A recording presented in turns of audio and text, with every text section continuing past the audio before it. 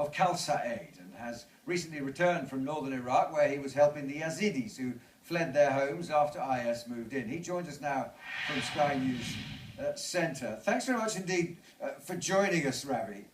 One thing that I can certainly vouch for, people may think of aid workers as adventurers. I know that to be not true. They are people who genuinely are driven by a desire to help others, even when their lives are in danger. That seems to make no difference, which is why it's so much more sad when we consider what happened to David Haines.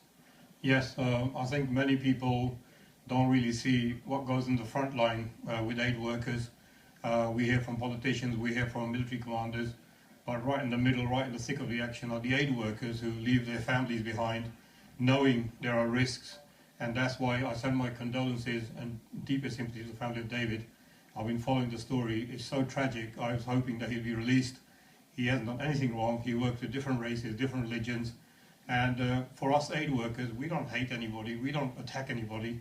And why target us? And it's very sad that this day that we had to witness such an evil act. What's interesting as well is people often ask us as journalists, why do you go to Idlib, why do you go to Aleppo? They seem to understand that there's a need to tell the story, but when it comes to aid workers, they always say, why would you want to go to these places? And they don't seem to understand why people would take those risks, why someone like David Haines would run a relief convoy and look for locations inside the Syrian border from Turkey for a refugee camp. They don't understand why anyone would want to do that. I think if general public would have a chance to visit refugee camps, you will see wherever the refugees are fleeing, could be South Sudan, could be Iraq, could be anywhere, aid workers are their beacon of hope. One aid worker can lift thousands of refugees in hope that, you know, we've escaped such a conflict, we're here and somebody's out here to meet us. And you can't buy that, you can't put a price on it, and you can't manufacture it.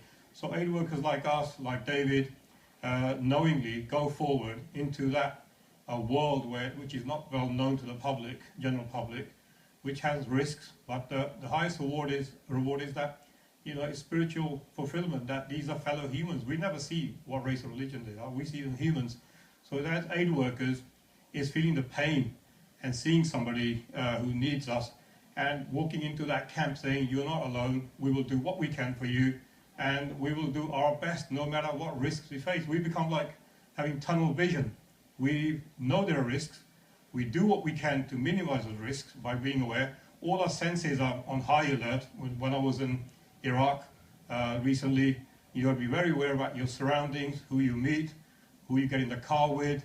You know, you can only trust few people, and the risk of like snatch squads from any of the forces might want to take you as a prize is always there. It's very high risk, but you know, we don't do it for money. We do it because it's humanity, and we are human beings.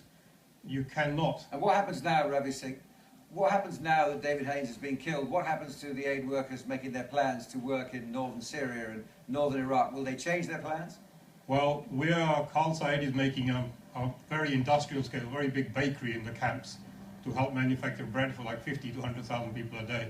That's going to go ahead. I will be going back to Iraq next few days or next week or following week to make sure that happens. Few aid workers, yes, will be put off, and you cannot blame them. But most of them I met throughout the last 15 years of my aid work, they will continue because that is the path we choose. It's something we do. You cannot pick and choose to work in certain places for a photo opportunities and ignore others where our needs are. And, you know, this is what Sikhs are, you know, my faith tells me as a Sikh, as well as a humanitarian. We serve everyone from Bosnia to Haiti to Iraq. We don't see any religion or any race, we see people.